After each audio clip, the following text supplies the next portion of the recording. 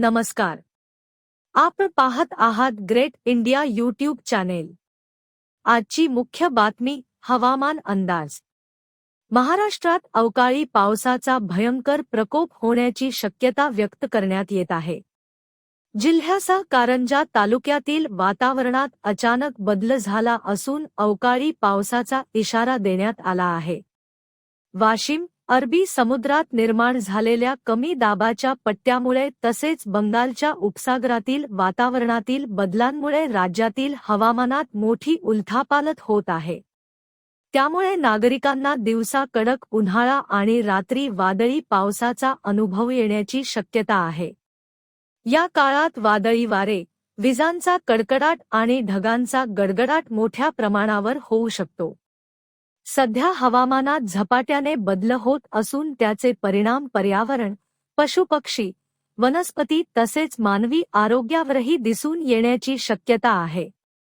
दिनांक 20 एप्रिल ते 26 एप्रिल या कालावधीत पश्चिम महाराष्ट्र, मराठवाडा तसेच काही भागात विदर्भात जोरदार पाऊस, वादळी वारे, विजा पडणे, गारपीट आणि अतिवृष्टी होण्याचा अंदाज वर्तवण्यात आला आहे.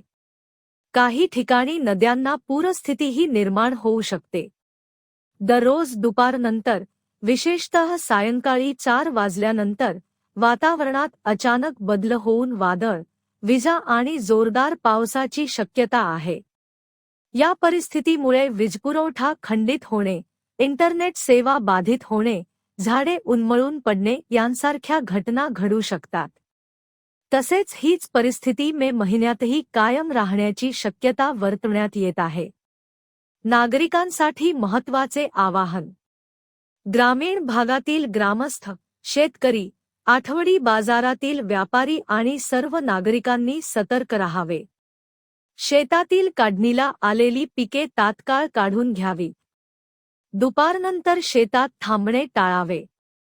गुरेढोरे उघड्यावर किंवा झाडाखाली बांधू नयेत. विजा कोसळत असताना टीव्ही, मोबाईल, रेडिओसारखी उपकरणे बंद ठेवावीत. पावसाळी वातावरणात अनावश्यक प्रवास टाळावा. नदीनाले किंवा पुराच्या पाण्यातून जाण्याचा धोका घेऊ नये. आपल्या आणि आपल्या कुटुंबाच्या सुरक्षिततेला प्राधान्य द्यावे, असे आवाहन महाराष्ट्र शासन पुरस्कार प्राप्त शेतकरी मित्र आणि ज्येष्ठ पत्रकार संजय कडोळे यांनी केले आहे. पाहत रहा ग्रेट इंडिया यूट्यूब चॅनेल.